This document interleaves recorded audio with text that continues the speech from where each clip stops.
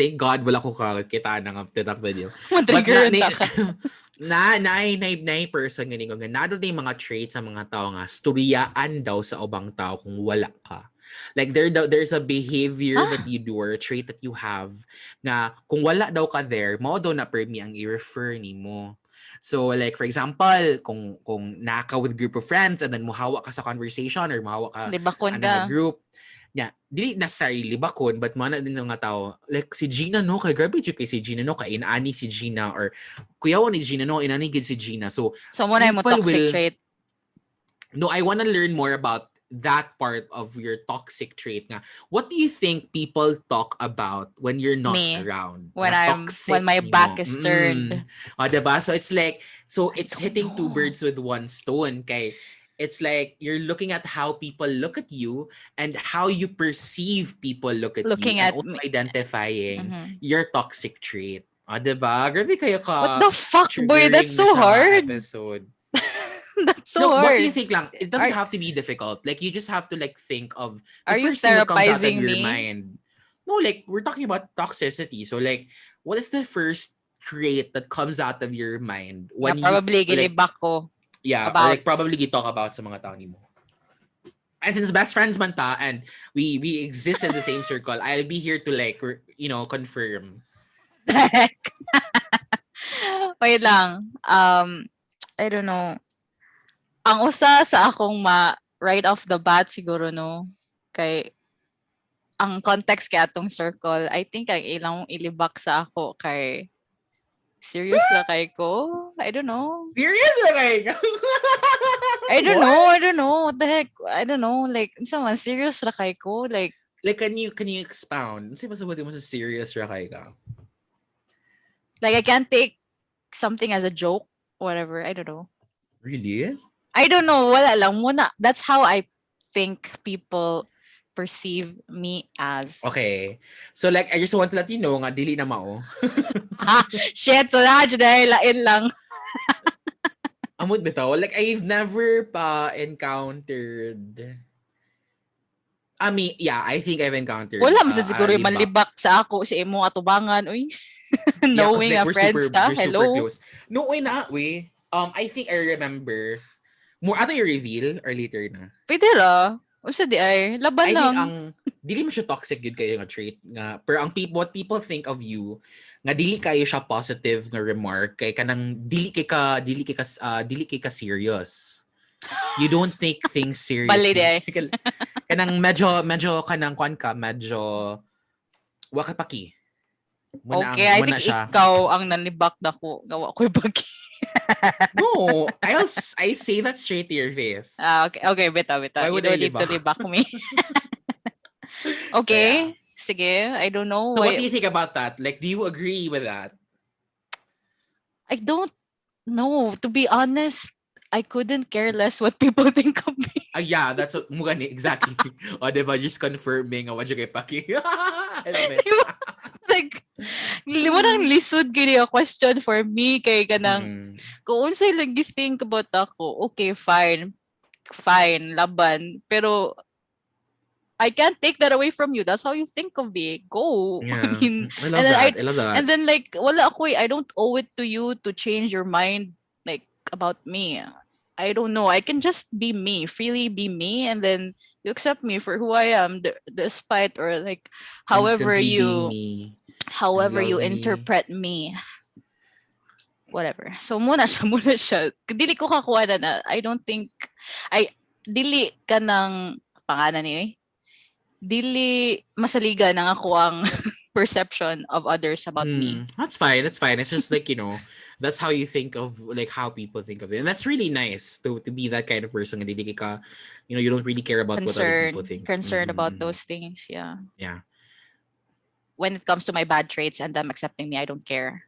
But when it comes to like maybe them seeing me as may si Jeana ani nga butang. Like what I'm capable of. Yeah. Your capacity. Agad like my talent or my skill. So that's different for you pala. So that's the thing that I care about them thinking their perception of me kasabot Mas mo care ka more sa kung unsa imong kaya mabuhat kaysa sa imong batasan. Gets ana. So yeah, I Okay. guess so. So ikaw how about you, like so what can you say na imo parang i-comment? You comment on that further? Kasi ako comment sa imong comment. Pili na uibong. So ako na. So for Sige, me, ikaw my na. toxic, I think when I'm not around, I think people, I've confirmed this naman sa good. People always think of me as the sad boy. Like literally Oh. the title of this podcast episode. Siya ang sad boy, guys. Yeah. So like I feel like people always they always think of me as a person nga either kanang very sad boy nga mga traits, like always plays the victim, or like always kanang has a very low self-esteem. Okay, so lahi day or ang like, gilibak sa mga tao nimo. So padayon sa imong perception. sige, mo na siya akong perception for me. Nga very sad boy, or nasa kuilayan ka, pwede ko magasaglayan na po, or sige, like, go. sige. On the other hand Excited naman, lang I yung think sa context sa atong circle, kasi I wanna know. So I'm really curious. Sa context sa atong circle, kay I think know it all kay ko. Yeah. Like I tend very to like that. I'm so critical over like a lot of things. Kamarag you tend to have a say. You tend to have a lot to say about a lot of things. Yes. So are you confirming that in the context of the circle? Yes, I'm confirming that. Like I can vaguely remember like some whispers in my ear saying, "Yana gina si Justin." Diba? Wait, but I have a comment about that, which I think is related to toxic traits. Okay. Like my comment about, because I know manggod nga I tend to be a know-it-all, or I tend to be a person nga has to have a say over something a lot of times. Yeah, why? In very recent years, and ever since I've heard that comment from a friend, kay dili na ko mo say anything. I tend not ni-censor to. Na ka si myself. Yeah, I tend to police myself now whenever I'm having a conversation with people, and there are two effects to that in my case. The first is like, since dili na kay ko kasturya, that makes me really sad.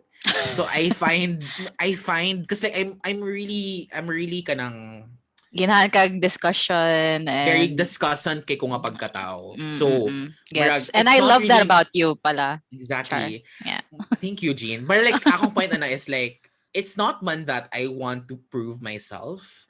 It's more of like I just really want to talk to you in a good nga levels. Gets. And then some people will kanang receive it as you being intimidating, or you pushing your thoughts onto them or over them. And one kanang flip side to being a discussant nga person, I really listen. So like when a person is like really talking to me, like for example sa podcast or like any person, kay maminaw gid ko silang thoughts, or maminaw gid ko sa unsa gid ilang point. I don't remember like the very small details, but ang asar siya gikan where he's coming from. In the now ba? In the now. And then munang magsige kog discuss kay nakoy thought manggod nga murag dili ka are you willing mo share ang ubang tao, or like wala lang gid sila ma-discuss about themselves. So wag ako yung story ina na ako ray muda sa conversation, but ever since I've heard that comment, di na jud ko mo ingon anything like unsolicited info. Yes, I have to wait gyud nga murag nay mo ask sa akong opinion. So murag kanang for example, very very recent na siyang example, di ba sa atong group chat sa atong barkada sa high school, kay di ba daghan kitag mga mga what are your comments over this, or what are your comments over that, ina na. Instead of like commenting, kay I don't na want to. So murag I feel like the thing about emphasizing on toxic traits, quote unquote, I think before siguro ta mo confront, or before siguro ta mo ingon sa tao nga, oh by the way, toxican ba ako ani nga trait nimo, I think you need to know first kung asa gid sila gikan ana, like nganong ina na ilang traits, and then or nganong gitoxican ka. Correct mo gina siya actually like, nga. It goes both ways, like Sa imuhang Yes. gi-perceive nga toxic, and you, why do you think that's It's toxic? toxic because kani nga trait does not necessarily resonate as toxic to Yeah. other people. Like for example, in my Yeah. case, sa imuha nga murag people will say nga wala kay paki, or like you're very kanang nonchalant about what other people think about your personality. Kay I find that very pleasing. I don't find that as a toxic trait. So in your case, you love You that find it part. refreshing. Yeah. So murag na siya ang point nga murag sad kayo nga murag we stop people from being who they are just because we Because we don't have an think they're, understanding. yes, correct, correct. Just because we Mm. think. But then again, on the flip side, murag pwede man sad good nga toxic gud siya gud.